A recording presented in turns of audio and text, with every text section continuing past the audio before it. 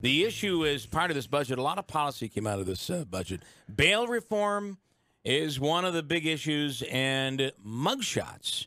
You see those mugshots online. You see them. You see them in the paper. You won't be seeing them anymore. Sheriff, good morning, Sheriff Rob Maciol. You're against removing this, and give me your background on that. Well, certainly. Well, first off, good morning. I apologize. I couldn't get in there as quick as Andrew wanted me today to it's all right. The studio. So we're good. The mornings are a little bit tough, but anyways, yeah. I mean, there was so much going on here, so much policy put into this budget. I mean, we were literally scrambling in about 10 different directions trying to prioritize our battles here, to be honest with you. But first off, to speak on bail reform, that was one of the biggest ones that we've been working with side by side with the New York State District Attorneys Association. I've met in Albany with them several times. We fear that now we're putting the public at risk with the bail reform policies that are coming out, mandating that law enforcement issue appearance tickets on nearly every arrest out there. And obviously there's exceptions of violent felonies, and I could go through, I don't know how much time we have, but our point is deciding if someone's going to have bail placed on them and deciding if someone's going to be placed in the jail temporarily, that's a decision for the judge to make, whether it's the town, village, or city or county judge. That's not the decision, our opinion, that's not the decision for the legislature or the governor to make. That's what judges are for. And, again, there are circumstances in just about every case out there, and in many of them, it's not going to fit this criteria, and the public is going to be at risk if we're going to hand someone an appearance ticket. Yeah. Someone who's just assaulted someone who's punched their teacher in the face, someone who's gotten to a violent bar fight. We're going to give them a ticket and tell them to, come to court in a couple of weeks. It's mind-boggling. It's mind-boggling. That's right? It's mind-boggling. Yeah. It really is. I mean, you look at the list of now any misdemeanor and every single felony, we have to give an appearance ticket to. There are some exceptions. Domestic violence cases are exceptions. Thank God they're still there. Yeah. No. So any domestic violence, if someone has a warrant, we can still take them for an arraignment. If they have a documented history of not showing up in court, we have to prove that immediately on the scene. Don't know how we're going to do that in the middle of an arrest at 3 o'clock in the morning. If someone fails to identify themselves and we can't verify who they are, again, domestic violence charges, sexual misconduct charges. But for the most part, the only exceptions would be A, B, C, or D felonies, or rape third, or an escape, or bail jumping. But for every other single charge in the penal law, we've got to give them a ticket, and it's just including resisting arrest. So if we're making a lawful arrest and they fight with the police and they kick the police, we've got to give them a ticket. Are you kidding me? Wow. Are you kidding me?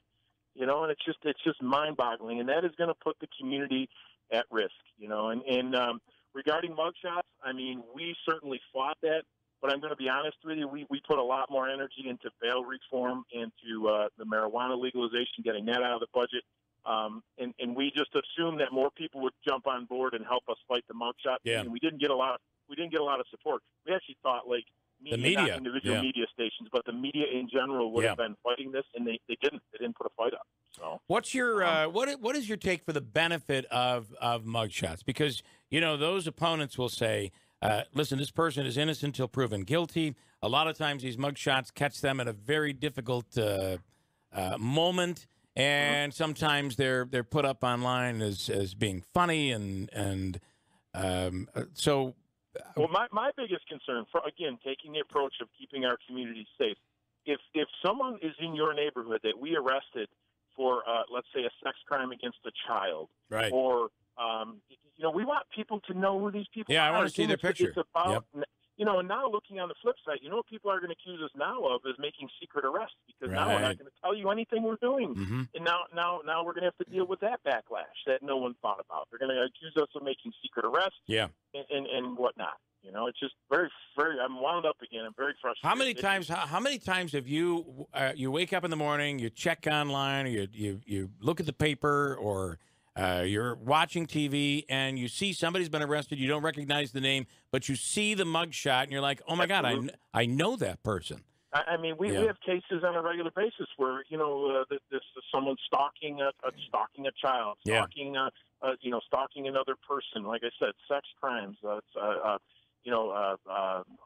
registered sex offenders, things of that sort. So it's just like I said, it's just very frustrating that now we're again putting the community at risk. And like I said, now we're going to be accused of making secret arrests, and we're not telling anybody about them because of. I've heard it all. Well, you didn't put this arrest in there because you knew this guy or that guy. Now we didn't have to deal with that before. I got to tell you, there's also the element of a deterrent when it comes to mugshots. If you know your picture is going to be plastered all over the media, it makes you really, really not want to get arrested. And now you don't have to worry about that. So. And it's just I'm amazed. I took office as the president of the state association January 1st, and literally. I've been scrambling every day with my colleagues around the state, and we've never had to, I don't want to use the word fight, but we've never had to fight for the safety of our community like we are now, and we're fighting with the people who are supposed to be helping us. I'm just, and it's unfortunate that it seems as though now the criminals are going to have more rights than the law-abiding citizens. Mm-hmm. When people say that, they're not too far off. Yeah. Say that. So, Sheriff, can I make sure I get this right? Sure. What's a breaking and entering? If you caught me rummaging through someone's home looking for jewelry or maybe some cash, what kind of a charge would I have? That's a burglary. If it's an occupied a dwelling where a building where someone lives, that's a Class C felony. So that still is an offense that the person would be taken into custody for and arraigned. But here's the catch. Okay, what about? Go ahead. Even on these offenses where we're allowed to take someone into custody and arraign them, the court has this long list of things they have to go through, a checklist they have to go through. And if the person, and at the end of the day, it all boils down to what's their chances of coming back to court. So if there's a good chance that they're going to come back to court, almost no matter what the circumstances are, they're going to be released by the court. And even if they do order them to be held, every 3 days there has to be another hearing to determine if they can still legitimately hold them. And it's unreal. And again, this is an issue for arraignments have always been handled by judges. People independently elect judges to make these decisions, not legislators. Right. Just two quick follow-ups. Yep. Does that mean bail bondsmen are out of business? Bail's gone. Okay. And then the second thing was when you said you have to, at 3 o'clock in the morning, there's a bar fight and somebody assaults some other guy. Yep. You have to make the case for why you should arrest them. To whom? A judge? No, if it's an assault third, which is your typical bar fight, your assault third degree, there is no case to make. We give them a ticket. So, when we were in Albany meeting with opponents or folks on the other side who were working and developing these policies, we said, so if I give these people a ticket outside the bar, what is going to prohibit them from going right back in the bar again and causing a problem when we drive away? And their answer to us was, well, just drive them back to your police station, give them the ticket there, and they're probably not going to walk back to the bar. Come on, really? Come on. But I thought you can't do that. What rights do you have to put them in the back of your patrol vehicle? We still will have to book them. They've still got to be booked. Okay. Obviously, we have to fingerprint them. We have to photograph them.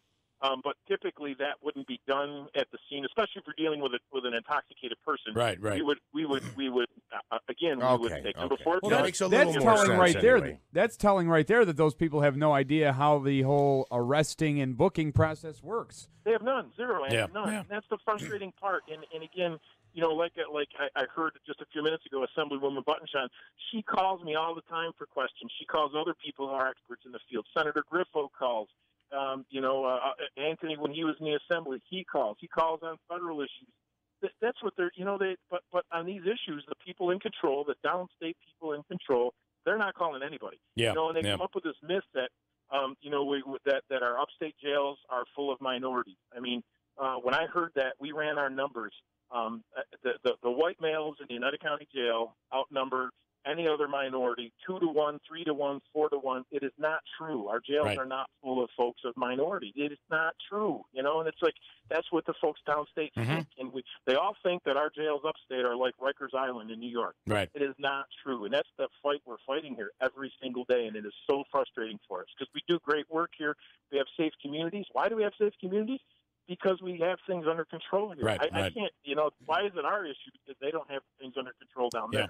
And there may be a problem down there. That's possible. Sure, there but could be. certainly they're throwing a real monkey wrench into things up here. It's going to be interesting to see what things look like in 5 years. That's going to be the scary thing. Pretty scary. Yep. All right. Very scary. Sheriff Rob Maciol, as always, thanks so much. We appreciate it. Thank you. Have a great day, guys. Thanks. Bye-bye.